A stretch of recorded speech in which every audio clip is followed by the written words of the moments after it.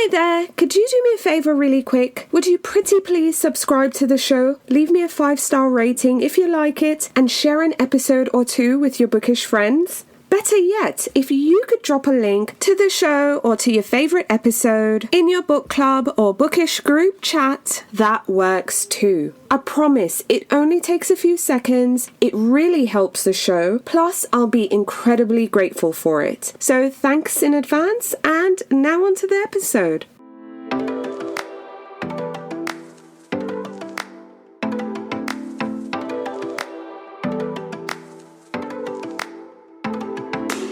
Hello, I'm Victoria from Biblio Lifestyle, and you're listening to the Reader's Couch podcast, the show that will help you bridge the gap between living a full and busy life to one where you're reading, learning new things, and having fun.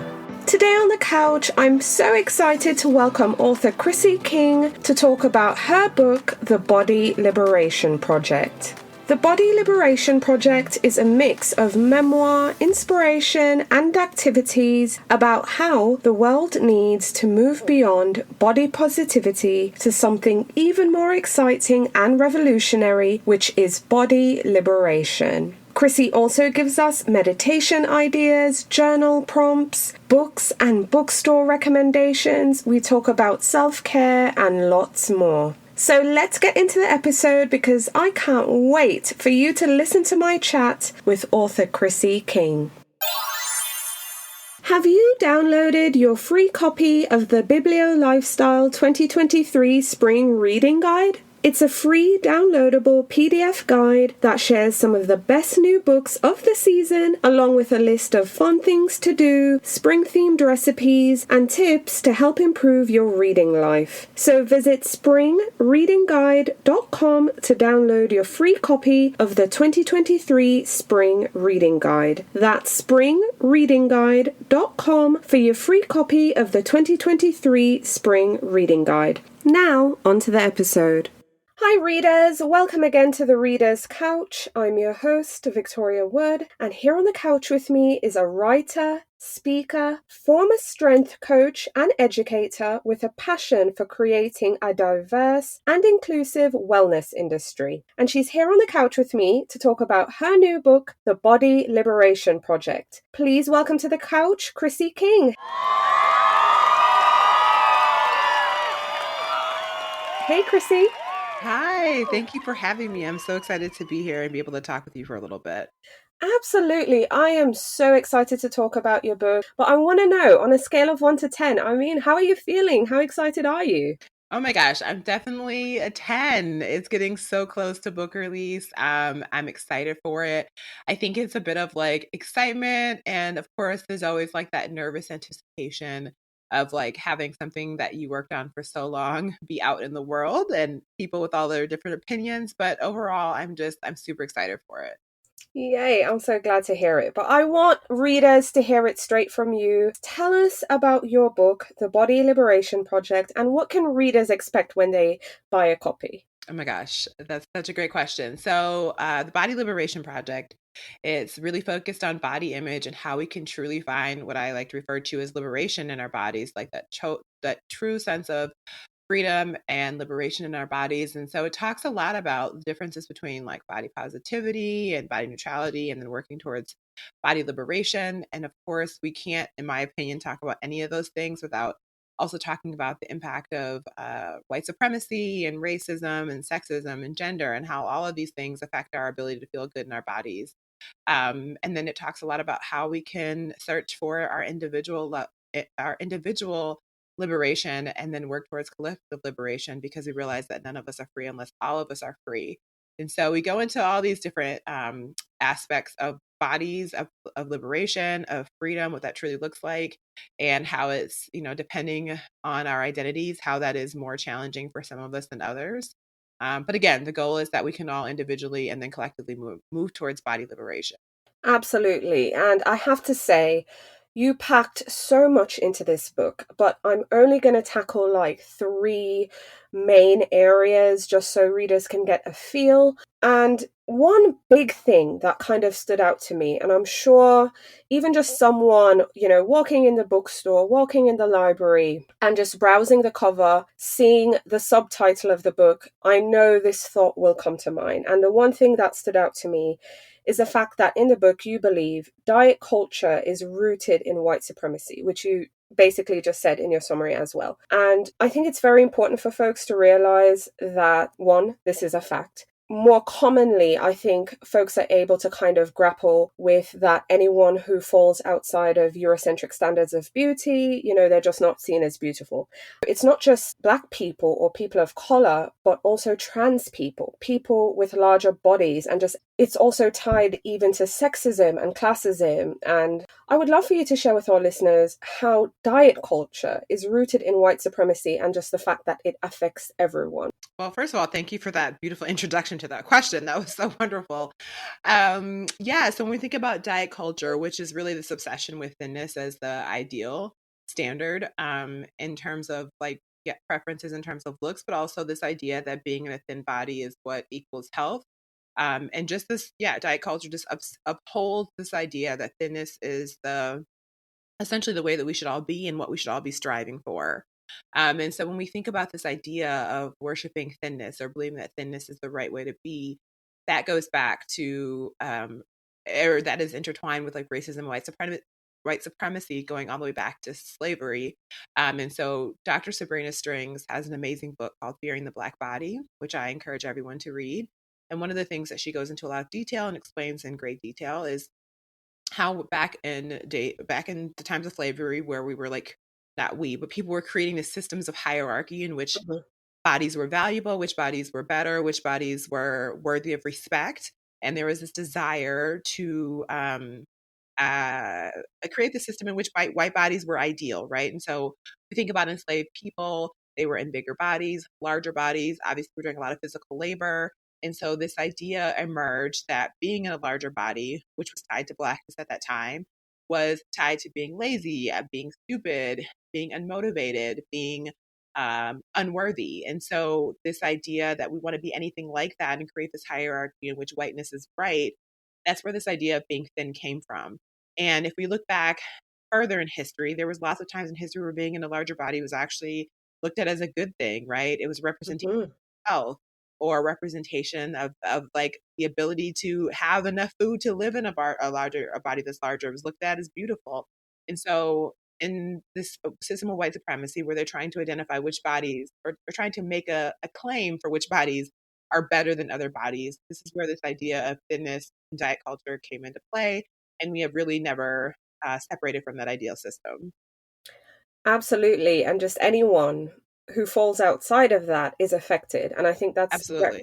It's just very, very important. I mean, we're also having more conversations today about intersectionality and all these different layers. And ultimately, I loved how you presented it in the book, is that at the end of the day, regardless of how you identify, how you're seen physically, just any of that, even regardless of your color at times, it's just, if you don't fall into this bracket, you are affected. So it just kind of it proves the point, essentially, that white supremacy affects everyone, including white people. Oh my gosh, absolutely. And if I could just add to that, when we talk about dismantling white supremacy, right? Yes, like some of us are affected by white supremacy more than others, but in actuality, every single one of us are affected by white supremacy in various aspects of our lives, right? And so obviously I'm talking as it relates to bodies, but yes, the reality is that white supremacy is harming all of us, and as it pertains to bodies, it's the reason that so many of us have a difficult relationship with our bodies, and it affects anyone regardless of what you look like. And so when we do the work of dismantling these systems, that is also the work of setting us all free, regardless of how we look. Absolutely, absolutely. And this is just feeding into the second point that I took away from the book, and I'd love for us to dive into, is the fact that the solution isn't body acceptance or even body positivity. It's actually body liberation. Now, it's 2023, we're in a very social media driven world. You know, we see fitness influencers all the time. I love this post that you had on your social media account a while back about saying, you know, we can do everything we see these fitness influencers doing, you know, doing the same exercises, eating the same food, all that stuff, you know. We kind of feed into it that way. And then also on the flip side of it, we see influencers nowadays as well kind of really championing this body positivity. And I'm not saying body positivity is negative. I'm just saying I actually, through your book, Chrissy, I agree with the concept of body liberation. So I want to give you an opportunity to share with listeners, you know, the difference between, you know, or I mean, I know they're synonymous to some degree, but I want us to talk about this body positivity versus body liberation. Yes, absolutely. I love this topic. I think it's really important. So the first thing I will say is that I think, one of the positive things about the body positivity space is that I think it's introduced a large number of us to the idea that we can think about our bodies differently, right? Mm-hmm. And I think that is very, very important.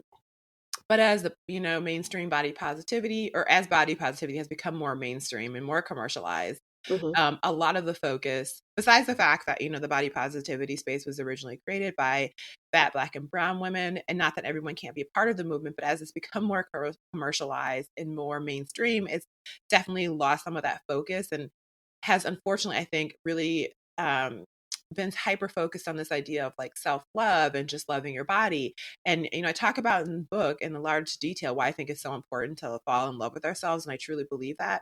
But I think that sometimes the body positivity movement stops the conversation a little short because it is so focused on self-love. And while self-love is important, the reality is that all the self-love in the world doesn't stop us from experiencing harm in the world, Mm-hmm. or from experiencing systemic oppression and all of these different things. And so I think it's a great place to start, but I think we have to move the conversation further, right? And I think also it's really important to note that when we're talking about moving towards body liberation, a big piece of that also is like this, again, social justice aspect of it, that we're recognizing if we are not talking about how are we creating freedom for the most marginalized bodies among us, then we're not actually doing the work of liberation, right?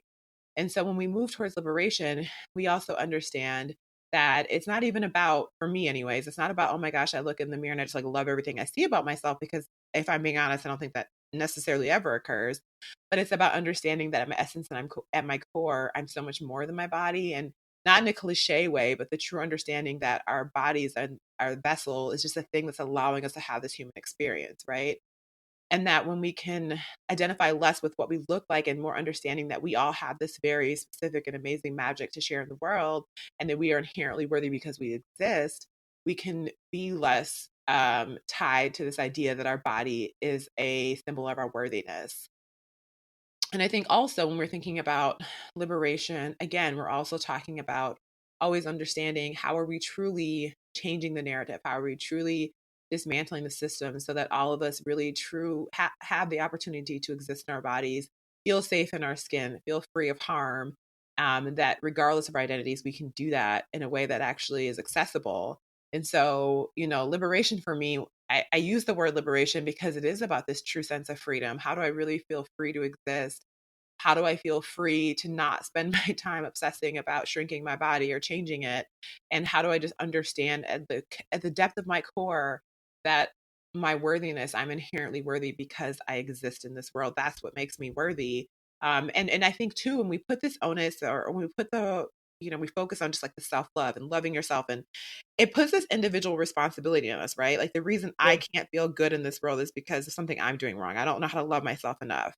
And when we do that with any type of oppression, we're again putting the onus on the individual to fix the problems, versus saying this is a systemic issue that we're all suffering through with, struggling with, and we need to change the systems in place, because that will allow for us all to have that feeling of self-love and to feel good and to feel safe. Absolutely. I love, and I guess this is kind of my third takeaway, which is really tying two things in one. I love how through the book, just share how we can live more fulfilling and positive lives once we achieve this liberation. You also talk about having to do the work, and I love that it's not a destination, it's more a journey, it's something ongoing, it's something that we have to live with. But I think the most important key, which is that once we as individuals find this liberation within ourselves, it's very important that we share this power, share this enlightenment, pass it on to others, so we can assist those who are, in a vulnerable state, because we've been there, so we know what it is.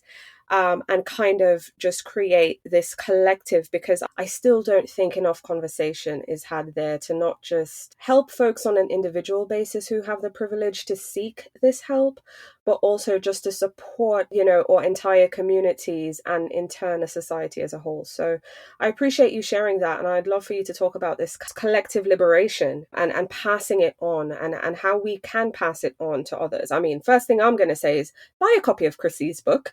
But outside of that, share with us, Chrissy, how we can collectively help each other. Yes. Again, I just love everything that you just said. You're dropping gems. And I think, again, for me, when the reason I wrote the book, the reason I wrote the book is because I'm hoping that I'm doing my little part, right, in Mm-hmm. helping us move towards liberation.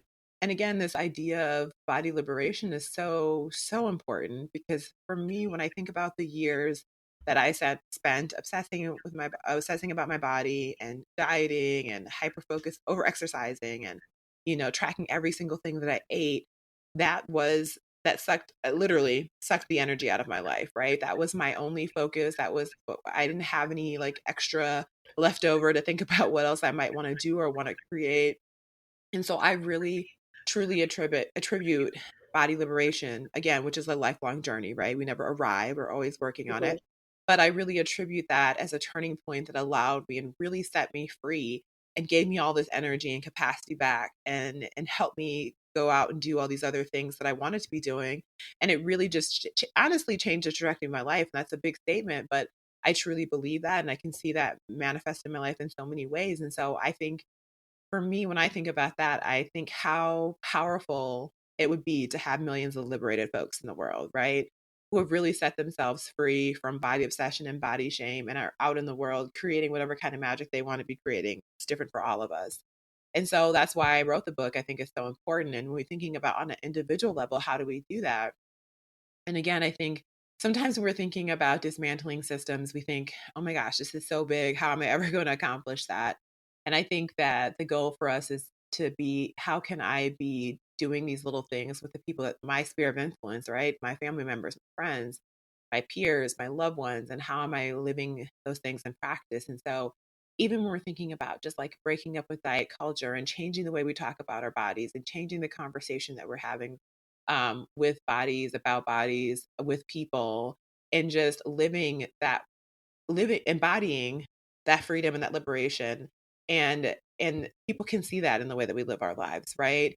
And sharing resources, not in a way, I'm always so very adamant too about the way that we talk about things. And it's never like from this way of I'm preaching at you or I'm condescending or any of that. It's like I'm sharing this thing that's really been helpful for me and like maybe it'll be helpful for you too. Mm-hmm. And so changing the conversations that we're having, for those of us who are parents, I'm not a parent, but changing the way that we talk about our bodies in the presence of children, right? So that we're not passing on the same trauma that we've been through to those around us.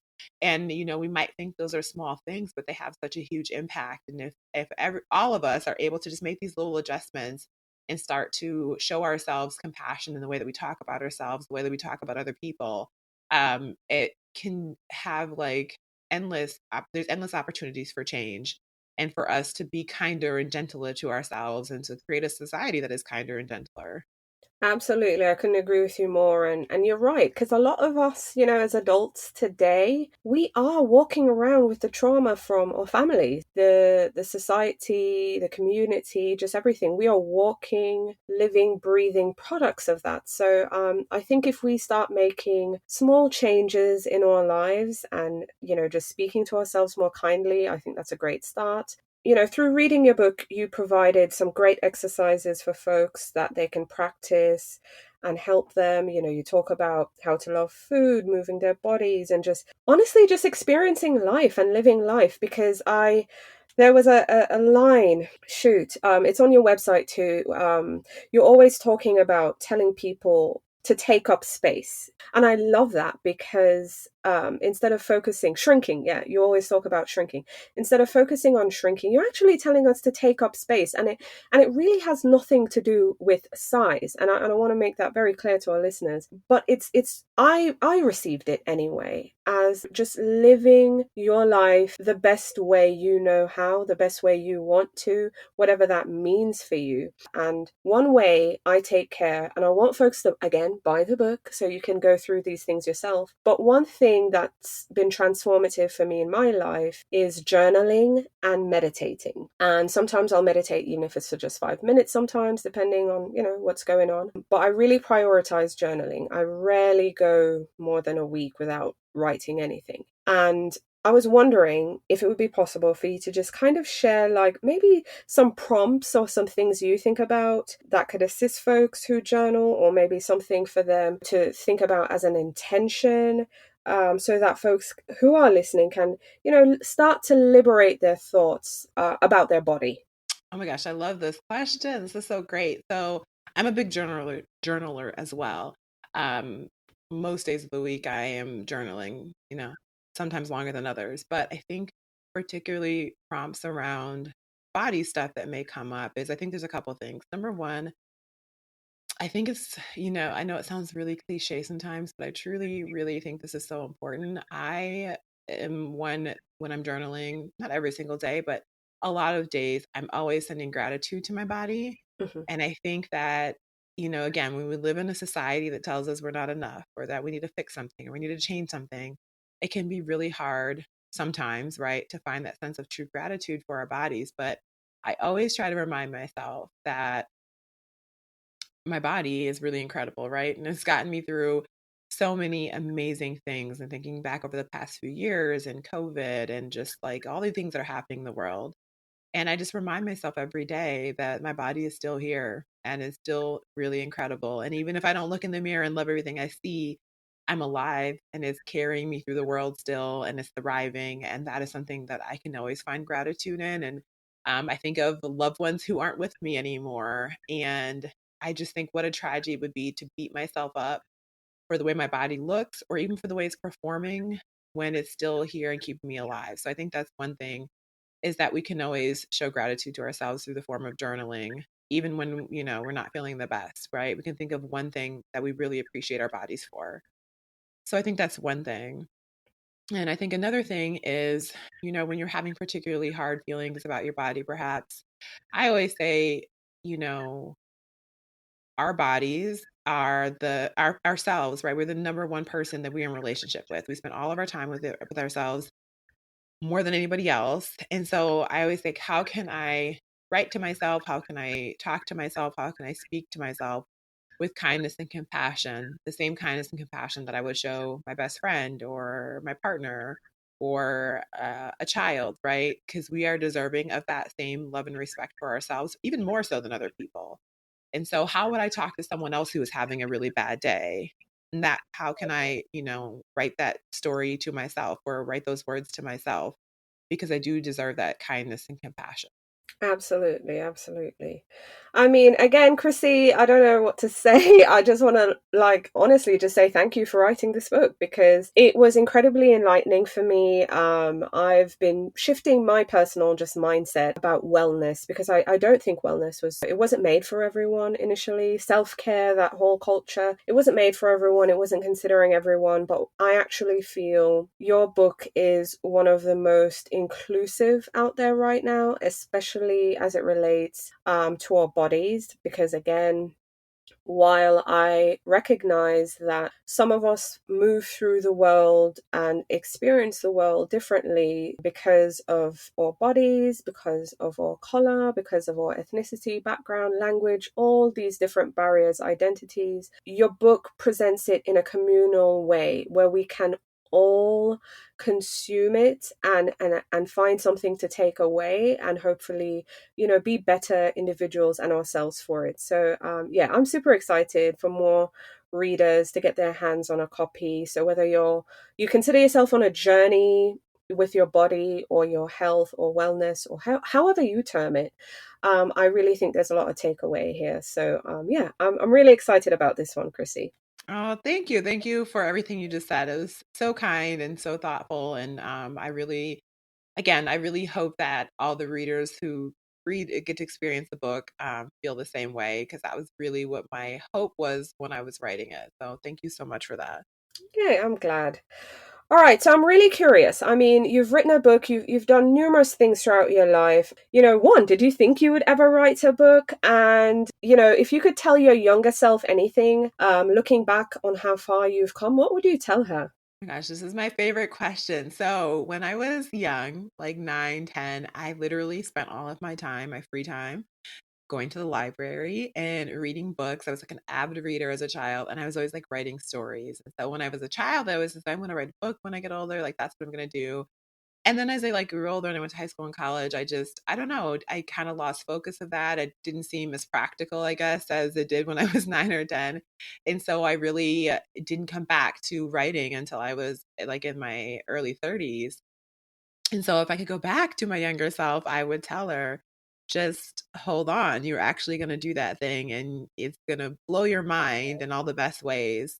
So it's such a joy for me to be releasing a book. And I think of my younger self and how happy and proud and excited she would be. Absolutely. Are you working on any other projects, whether it's print, online, just anything? What are you working on right now, Chrissy? Absolutely. So I'm still regularly publishing for other outlets and writing articles for other outlets. Mhm. I haven't officially started working on the next book yet, but my ideas are vacillating and I see the book proposal forming soon.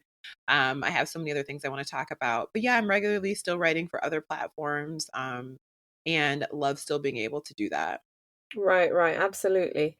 Well, I love that you mentioned when you were younger, you were an avid library goer because even though we're here to talk about your book, we want to know what you're reading. So tell us about the last book or books that you finished reading that you loved and you'd now recommend. Okay, so I just finished reading recently The Vanishing Half by Bria Bennett, and I absolutely love that book so much. I hope they make it into a movie. Yeah, I loved it. And I've also recently been reading nonfiction book Restless Resistance by Trisha Hershey, The Nap Ministry. Hmm. Phenomenal, phenomenal book. Like, absolutely loved it. I also recently read An American Marriage by Tayari Jones, and again, loved it. I hope that make hope they make that into a movie as well. And another recent read, which I is phenomenal, is It's Always Been Ours: Rewriting the Story of Black Women's Bodies by Jessica Wilson. It literally just came out maybe a week ago, Yeah, and it is so so good. absolutely. I actually enjoyed reading that one as well, and I love The Vanishing Half. That was a big Gosh, hit that year. That book came out for sure, and people are I was still late to reading it. it, but I loved it. Well, see, the good thing about books is they never expire. So Yes, we yes, can exactly. read them years and years later. And I hope folks will be reading The Vanishing Half and many more in the years to come. But thinking back to your childhood, Chrissy, what was your favorite book growing up? Oh my gosh, I don't know what my favorite book was, but I was a big American Girls book reader. And Hmm. the interesting thing about the whole collection is that I did not grow up, my parents did not, I didn't grow up with money. We did not have money. But I went to this private school where a lot of the kids were wealthy. And so everyone had American Girl dolls. And my parents could never buy me one, but I always was reading their books. And Addie was my favorite because at the time she was the only Black girl in the whole collection. Hmm. So those are like every time I like see those books anywhere, just like bring back like some of my earliest memories of like reading books as a child. Oh, love it, love it. And what books are you looking forward to, say, reading in the year ahead? Like, what are you looking forward to? What are you hoping to get around to reading? Absolutely. So I have a book now. It's on my book stand right now. It's in the pile, the rotation to come up. It's called The Big O, and it's about love and dating and relationships. So I'm definitely looking forward to reading that.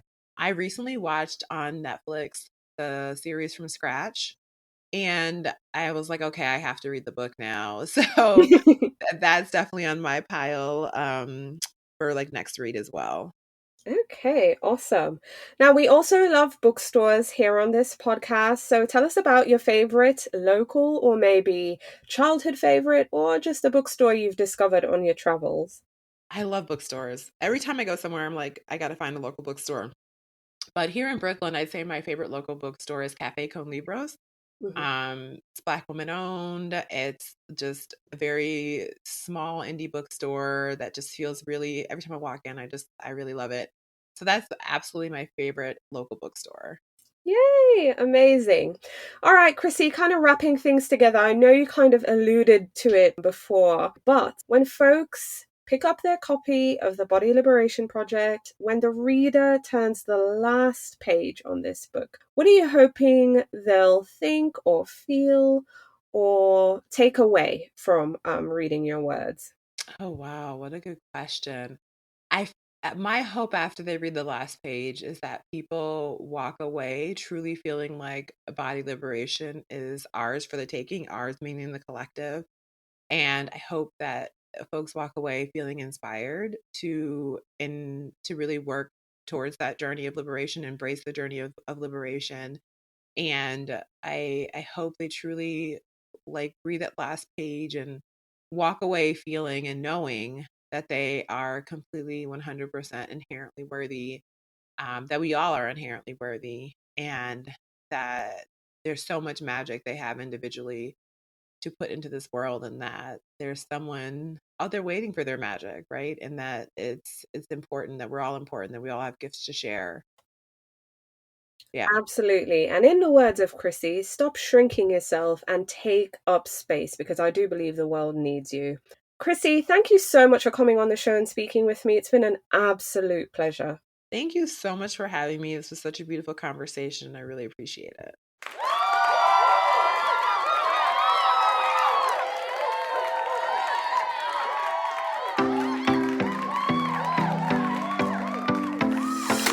Thank you so much for listening to the Reader's Couch podcast. Please subscribe to the show, share it with a friend, and take a few seconds to leave a rating and review. Until next time, stay lounging, stay reading, and whenever you're in doubt, go straight to your local bookstore or library. Thanks again for listening, and happy reading.